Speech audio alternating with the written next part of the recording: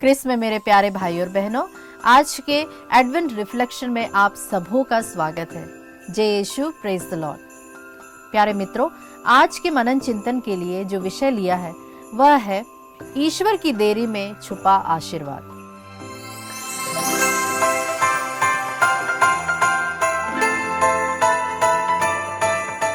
प्यारे मित्रों, मैं इस विषय पर बात करना चाहती हूँ कि जब ईश्वर हमारे जीवन में कुछ बातों को ठीक करने में देरी करता है तो उसके पीछे उसका क्या उद्देश्य होगा और उसमें क्या भलाई छिपी होगी। ईश्वर ने सृष्टि को शब्द मात्र से बनाया, लेकिन उसने लाजरुस को जीवित करने में 4 दिन लगा दिए। क्यों? इस मनन चिंतन में अंत तक बने रहिए। आपको कई अद्भुत बातें समझ में आएंगी और आप जान पाएंगे कि ईश्वर की देरी में भी हमारी भलाई छुपी हुई होती है। याकूब का पत्र अध्याय 5 उसकी पद संख्या 7 में प्रभु का वचन हमें कहता है कि धीरज रखो। मेरे प्यारे मित्रों, प्रभु के आने तक धैर्य रखें। किसान को देखे जो खेत की कीमती फसल की बाट जोहता है, उसे प्रथम और अंतिम वर्षा के आने तक धैर्य रखना पड़ता है। याकूब अपने पत्र में एक बहुत ही गहरी बात बोलता है, धीरज रखो। धीरज कब तक रखा जाता है प्यारे मित्रों? जब हमें लगता है कि देरी हो रही है।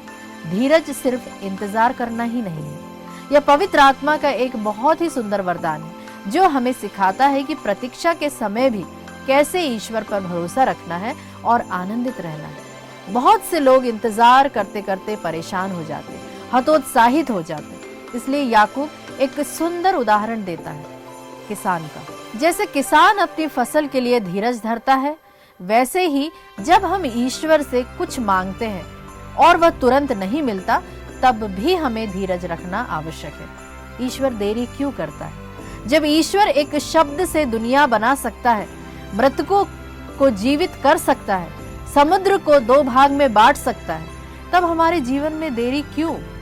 क्योंकि कोई भी व्यक्ति तब तक विश्वास योग्य सिद्ध नहीं होता जब तक वह परखा ना जाए। परमेश्वर आशीष देने से पहले क्या क्या चीजें जांचता है प्यारे मित्रों? क्या हम उस आशीष की कद्र करेंगे? क्या हम उसे संभाल पाएंगे? क्या हमारे भीतर वह बुद्धि है कि उसे गलत जगह बर्बाद ना करें? यदि आप एक कार लेते हैं तो प्रश्न उठता है, क्या आपको कार चलानी आती है? क्या आपके पास उसका पेट्रोल डलवाने की क्षमता है? क्या आप उसे मेंटेन कर पाएंगे, सर्विसिंग, ऑयलिंग, सफाई कर पाएंगे? यदि इन सब का ज्ञान ही नहीं है तो कार रखकर क्या लाभ? वह नष्ट हो जाएगा क्योंकि आपने उसे संभालने की क्षमता नहीं सीखी। इसी तरह ईश्वर आशीष देने से पहले हमें समझ, परख और उसकी अच्छी ट्रेनिंग देता है। उड़ाऊ पुत्र को धन मिला, लेकिन उसके पास बुद्धि नहीं थी कि वह उस धन को कैसे इस्तेमाल करे, इसलिए उसने सब उड़ा दिया। यह दर्शाता है कि आशीष प्राप्त करना और उसे संभालना दोनों अलग अलग बातें हैं। ईश्वर ने दाऊद का अभिषेक किया, उसने गोलियात को मारा और इज़राइल में प्रसिद्ध हो गया। लेकिन वही समय था जब शाऊल उससे ईर्ष्या करने लगा। कई वर्षों तक उसने दाऊद को मारने की कोशिश की। दाऊद गुफाओं, पहाड़ों, दरारों में छिपा फिरता था। शाऊल दाऊद के पीछे भागता था, लेकिन दाऊद ईश्वर के पीछे जाता था। प्यारे मित्रों, इसी समय दाऊद ने अधिकांश जो है वो स्तोत्रों को उसने लिखा। इस कठिन समय में ही दाऊद को ईश्वर ने परिपक्व बनाया। जब अंत में शाऊल मारा गया और दाऊद राजा बना, तो आप एक चीज पर गौर करेंगे, जिस घमंड, मनमानी और अवज्ञा में शाऊल गिरा था, दाऊद उसमें कभी नहीं गिरा। क्यों? क्योंकि दाऊद देरी के समय में सीख चुका था, बदल चुका था, परिपक्व हो चुका था। ईश्वर देरी क्यों करता है? उसके विभिन्न कारण हो सकते हैं, जैसे कि हम उसके और करीब आ सकें, हम उससे बातचीत करना सीख सके, हमारे और ईश्वर के बीच का संबंध और गहरा बन सके, हम अपने दानों को संभालना सीख सके, हम तैयारी, परिपक्वता और बुद्धि प्राप्त कर सके। कई बार ईश्वर आशीषों को रोक कर रखता है ताकि हम उसके पास आए। भले ही हम प्रभु से कभी कभी कुछ समय के लिए नाराज हो जाते हैं, प्रभु चाहता है कि हम उसके साथ चलें, क्योंकि वह जानता है कि संघर्ष में भी वह हमें प्यार करता है और हमें मजबूत बनाता है।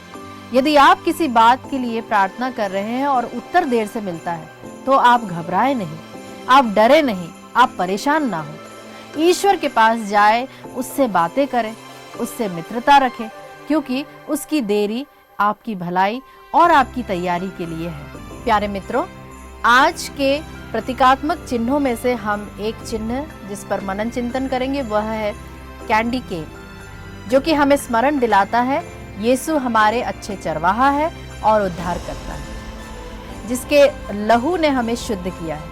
सफेद धारियां पवित्रता और लाल धारियां प्रभु के बलिदान का प्रतीक है। प्यारे मित्रों, अगर आपको आज का वचन या फिर कोई भी भाग जो आपको पसंद आया है वो आप हमें कमेंट बॉक्स में लिखकर हम तक ज़रूर अपने फीडबैक को पहुंचाइए। हमें बहुत खुशी होगी। आप सबों को प्रभु आशीष दे। Praise the Lord.